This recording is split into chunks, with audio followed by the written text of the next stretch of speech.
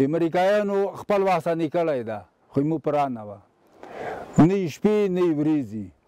شپې بمبارونه چاپې بچول د ورځې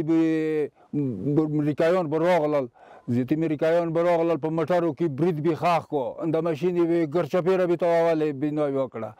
دغه اجرا پرویزه کړې شتونتونه به وکړل چې دلته طالبان سوتي بعضیتي به بنا نخاخه کړه وشته نه یې راکټ ویله کړې ده نه یې د ماشین ویله کړې خو موږ به په رانه وه اشغال داسې یوه توره شپه وه چې د انسانانو هویت یې تر خاورو لاندې کړ خلک یې دومره په وحشت شهیدانول چې نه یې څهرې پاتې کېدې او نه نوم ان د جوماتونو سپېڅلي امامان چې له تسبیح او دعا پرته یې بل جرم نه درلود شپنۍ چاپو خلک د ویر په ټغر کېنول خو داسې وختونه هم راتلل چې په رڼا ورځ به الوتکې راپورته شوې او کربلا به یې جوړه کړه دوی وایي خدای به یې نه وه پوره کړې چې ژوندي پاتې دي ګنې اشغالګرو خو یې د وژلو ډېرې هڅې وکړې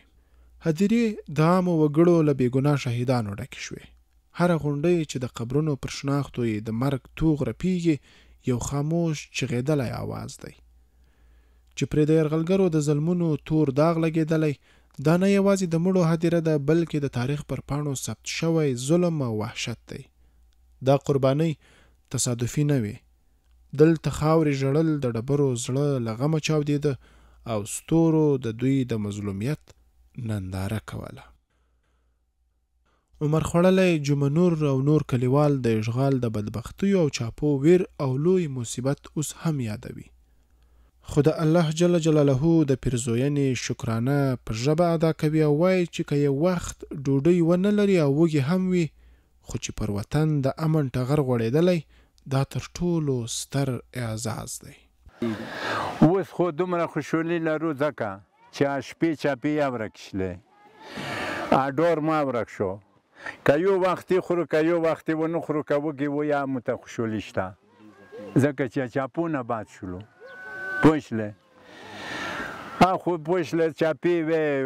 بمونه تلل توپونه یې ویشتل یوه یې لا نه وه پوه شلې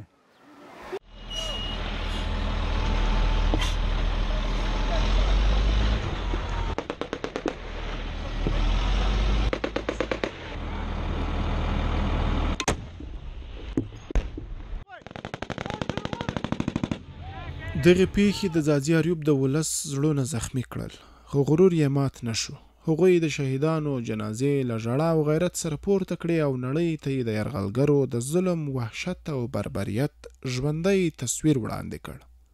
مجاهدینو دا ټولې پیښې په خپلو سترګو لیدې هر څه ته یې ځغلنده نظر اړاوه خو پر خپل میړني ولس یې د یرغلګرو د ظلم او وحشت دا طوفاني څپه نشوه زغملی د صبر او زغم کاسه یې ډکېده او بالاخره یې د اشغالګرو پر وړاندې په یوې سترې مبارزې جدوجهد لاس پورې کړ تر هغې چې د اشغال ټغر ټول شو او اسلامي امارت د هیواد د خپلواکۍ او حریت سپین توغ بیا راپاند کړ